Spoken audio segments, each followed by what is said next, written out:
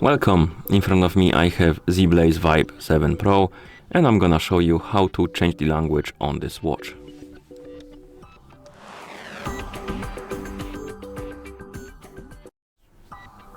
So first thing we need to do is to wake up the screen on our watch, and you can do it by pressing any of the buttons on your watch. After you wake up the screen, press the start button to open the menu.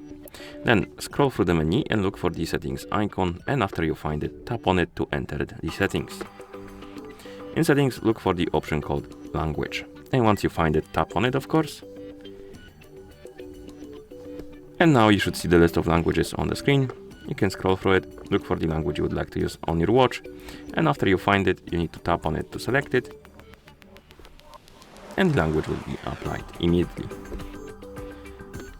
As you can see, let me change it back to English, like that. And once you're done, you can press the start button to go back to watch face, and that's how you change the language on this watch. Thank you for watching.